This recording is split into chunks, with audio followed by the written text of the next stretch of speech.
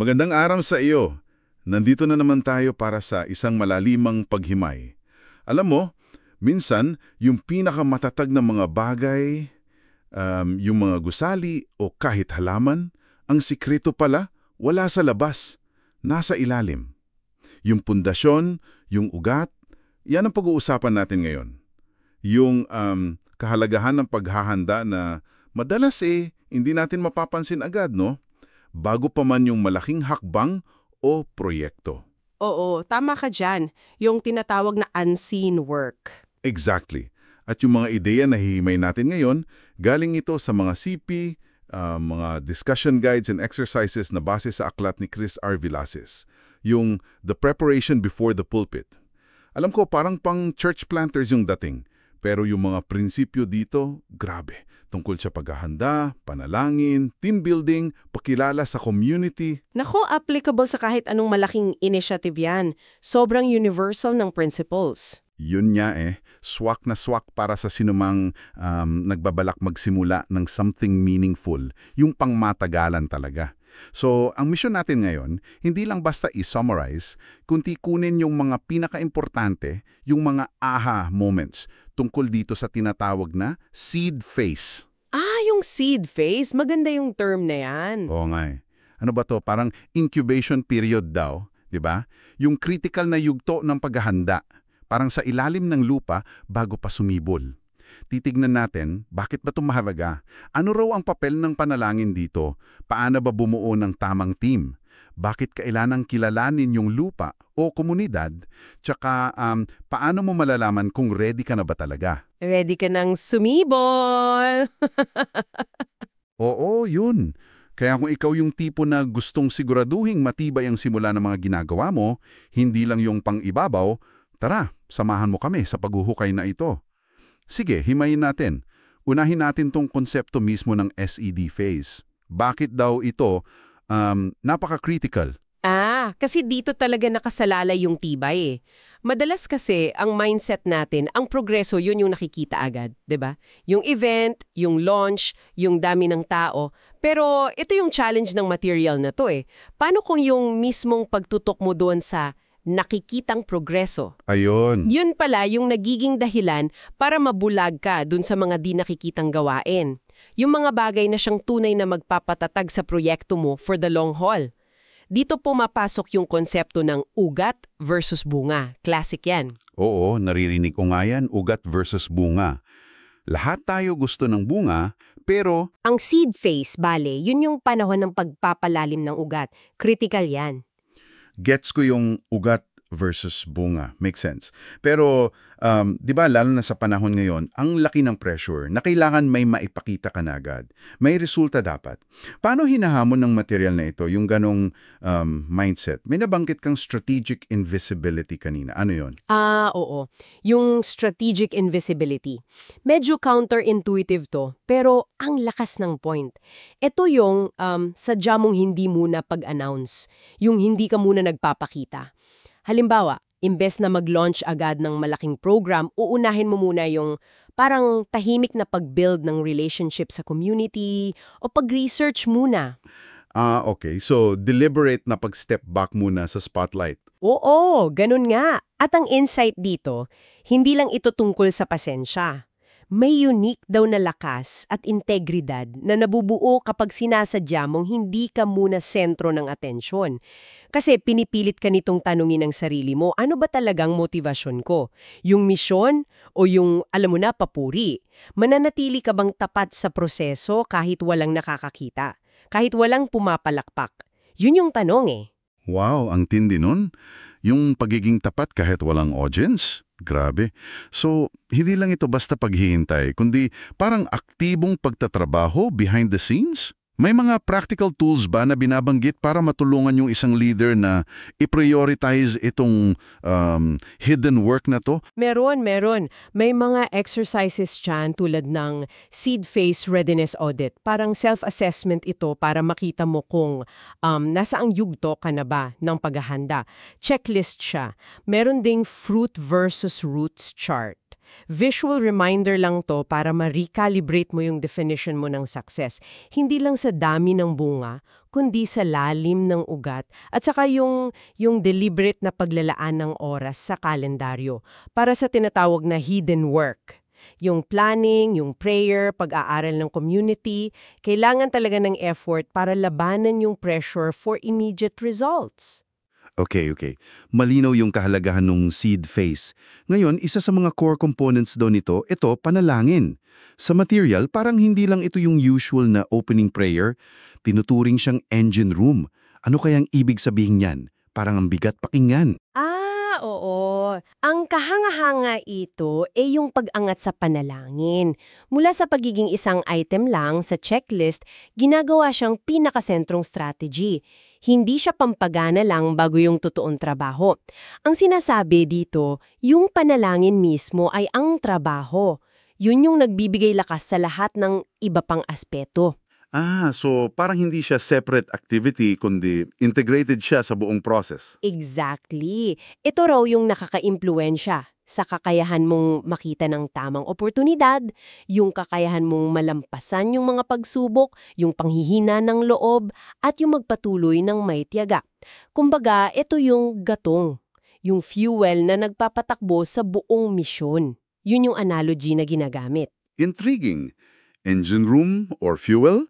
Pero paano mo isasalin yun sa practical na gawain? Kasi alam mo na, madaling sabihing mahalaga ang panalangin, pero paano mo siya gagawing central sa schedule mo?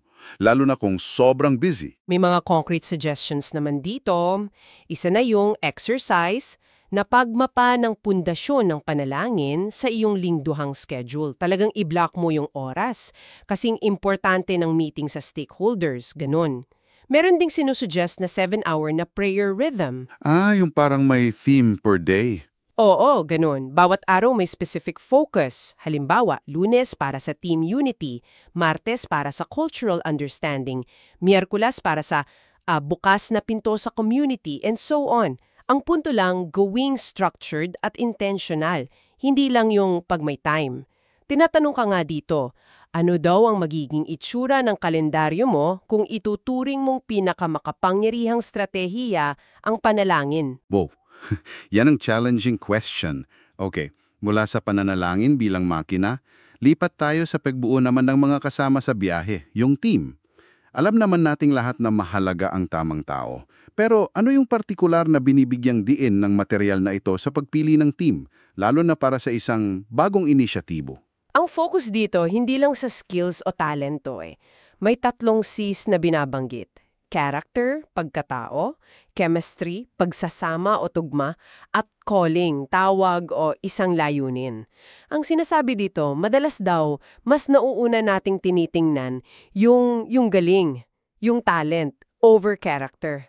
Which is common naman, di ba? Natural lang yon. Oo, pero ang tanong, ano daw ang mas mahalaga para sa pangmatagalang tagumpay at kalusugan ng team? Yung sobrang galing pero mahirap kasama? O yung may sapat na kakayahan pero matibay ang karakter tsaka maganda ang pakikisama? Oo nga no. Importanteng tanong yan. Character, chemistry, calling. Yung chemistry, paano mo naman malalaman kung meron? At paano kung nagkakaroon ng conflict? Sign ba yun ng problema or part lang ng growth? May mga tools ulit na suggested dito. Merong Team Chemistry Grid. Paraan ito para ma-visualize at ma-assess kung balanse ba yung team.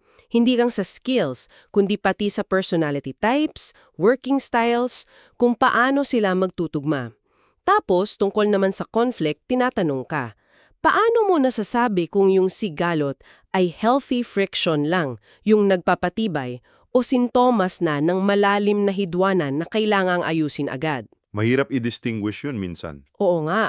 Kaya mahalaga rin daw yung paggawa ng isang team covenant o kasunduan, parang agreement. Isang dokumento na nililinaw yung shared values, yung expectations, at kung paano harapin yung mga di pagkakasundo. Investment ito sa relasyon, hindi lang sa tasks. Parang prenup agreement ng team. Okay, makes sense. So, bukod sa core team, meron ding mga stakeholders, di ba? Yung mga sumusuporta. Ano naman ang insight dito tungkol sa pakikipag-ugnayan sa kanila? Madalas kasi pressure din ang dala nila eh. Oo, totoo yan. At dito pumapasok yung tanong ng balanse. Paano mo pinapanatili yung accountability sa supporters mo habang nananatili ka ring tapat dun sa unique na direksyon o tawag na nararamdaman mo para sa misyon? Hindi dapat sila yung nagdidikta ng lahat, pero syempre, kailangan mo rin sila. Critical balance yun. Isa pang critical point dito ay yung pagiging tapat mo sa sarili mong mga takot. Takot? Anong takot? Yung mga anxieties mo sa pakikipag-deal sa kanila. Takot na ma-disappoint sila, takot na ma-reject, takot na magpakita ng kahinaan. Paano daw ito nakakaapekto sa kung paano ka nakikipag-usap sa kanila? Kasi minsan hindi natin namamalayan. Yun, yung mga unspoken fears na yan. Oo nga, madalas hindi natin namamalayan, pero yun pala yung nagdadrive ng communication style natin. So paano raw dapat i-approach yung relationship sa stakeholders? Ang mungkahi dito ay lumayo sa purely transactional na relasyon. Kung iuugnay natin ito sa mas malaking larawan, ang goal dapat ay bumuo ng isang support ecosystem, pangmatagalan, hindi lang mga one-time donors. May exercise pa nga na support ecosystem map para makita mo kung sino yung nasa network mo at paano mo sila mas mai-engage. Ang key shift daw ay mula sa pagre-report lang ng numero, yung transactional reporting, tungo sa relational storytelling. Relational storytelling, parang mas personal. Oo, yung pagkukwento ng mga tunay na karanasan, mga challenges, pati yung maliliit na tagumpay na nagpapakita ng puso ng misyon. Parang iniimbitahan mo silang maging partners talaga, hindi lang funders. Para pag-iimbitahan sa kanila na maging kasama sa kwento, hindi lang audience. Maganda yan. Okay, so naayos na natin yung internal engine, prayer, yung mga kasama, team, at yung external support, stakeholders. Ngayon, kailangan natin tingnan yung mismong lupa na pagtatamnan, yung komunidad. Ano ang bala or paalaala dito? Ang malaking paalala dito ay humility, kababaang loob. Kasi madalas daw, pumapasok tayo sa isang komunidad na may dala-dala na kayong mga assumptions, mga akala natin tungkol sa kanila. Kaya tinatanong, anong mga palagay mo tungkol sa komunidad na ito ang maaaring nagbubulag sa'yo sa tunay nilang kalagayan o pangangailangan? Kung ang kultura ang lupa, ano yung mga damo o bato doon na kailangan mong alamin para hindi masakal yung itinatanim mo? Parang kailangan mo munang maging estudyante ng komunidad. Hubugin ng boses at realidad ng komunidad ang approach mo, hindi yung ikaw ang mag-i-impose. Yung kahandaang makinig bago magsalita, parang simple pakinggan pero ang hirap gawin, no? Kailangan ng deliberate effort talaga para pigilan yung sarili mong mag-impose agad. At kaugnay nito, may konsepto ng establishing presence. Ano naman ito? Ito yung paglipat mula sa pagiging visitor lang tungo sa pagiging isang tunay na bahagi ng komunidad. Hindi lang yung paminsan-minsang event, kundi yung consistent na pagiging nandun, presence. Dito pumapasok yung malakas na tanong na nabanggit sa material. What if your greatest sermon is not spoken words but the consistency of your presence? Grabe. Paano? Kung ang pinakamalakas mong mensahe ay hindi yung mga sinasabi, kundi yung pagiging maasahang mong kasama nila sa hirap at ginhawa. Yung consistency. Mabigat yun. Presensya bilang sermon. May paraan ba para masukat o ma-evaluate yung quality ng presence mo? Kasi baka nandun ka nga lang pero wala namang impact. Komunidad ay nandun lang o talagang nakakaapekto at nagbibigay buhay. Tinitingnan nito kung gaano ka-accessible, ka-involved sa local issues, ka-supportive sa ibang local initiatives, mga ganon. May presence habit tracker din para makatulong sa'yo na maging intentional sa pag-build ng relationships at pagiging present. Halimbawa, paglaan ng oras para kumain sa lokal na karinderiya, pag-attend ng community meetings, o simpleng pag-check-in lang sa mga kapitbahay. Hindi ito tungkol sa pagiging sikat, kundi sa pagiging tunay na kapitbahay. Yun ang essence. Tunay na kapitbahay, ang ganda nun. Okay, Kumpleto na halos ang SED Phase Essentials, panalangin, team, stakeholders, community understanding, at presence. Wow! Bago tayo dumako sa huling bahagi, may maiksing pagbanggit sa material tungkol sa paghahanda ng evangelistic toolkit o mga kasangkapan sa pagbabahagi ng mensahe. Hindi ito kasing lalim ng ibang sections, pero ano ang key idea dito? Mabilis lang. Oo. Yung emphasis dito ay sa contextualization, tsaka clarity. Kailangan daw na yung mensahe mo, kung ito man ay tungkol sa isang proyekto, advokasya o pananampalataya, ay malinaw, simple, at ito importante, nakaangkla sa kultura at wika ng community. May suggestion na gumamit ng mga lokal na kwento o metafora para mas madaling maintindihan, mas makarelate yung mga tao. At practical din yung tip na magkaroon ng iba't ibang version ng iyong core message. Yung pang elevator pitch, 30 seconds, pang coffee break, 3 minutes, at yung mas detalyado, 15 minutes. Depende sa pagkakataon. Paghanda pa rin ito, pero para na sa mismong communication phase. Ito sa seed phase, yung tanong, paano mo malalaman kung handa ka ng lumabas o mag-launch? Ito na yung pagsukat ng kahandaan. Ano ang mga palatandaan na hinahanap dito? Bukod sa mga numero, kasi madalas numbers lang tinitingnan natin eh. Dito nagiging crucial yung discernment, yung pagkilates. Nagbubukas ito ng mahalagang tanong, paano natin talaga sinusukat ang progreso at kahandaan? Madalas nga, metrics lang. Ilang tao ang nag-sign up, magkano ang pondo. Pero sabi dito, kailangan daw pakinggan din yung mga di nakikitang senyales. Nakikinig ka ba sa direksyon ng espiritu? Kung applicable sa konteksto mo, kasing seryoso ng pag-track mo ng data. Paano mo nilalabanan yung pressure, internal man o external, na magmadaling maglunsad kahit hindi pa talaga hinog ang lahat? Yon, yung pressure na yon. At ano yung mga di nakikitang senyales na yon? Ano ang itsura ng tunay na kahandaan ayon dito? Ang suhestyon ay gumamit ng isang readiness audit ulit. Pero this time, tumitingin sa mga aspeto tulad ng, una, antas ng pagkakaisa at commitment ng team. Solid na ba talaga kayo? Pangalawa, lalim ng iyong cultural adaptation. Gaano mo na ba talaga naiintindihan yung community?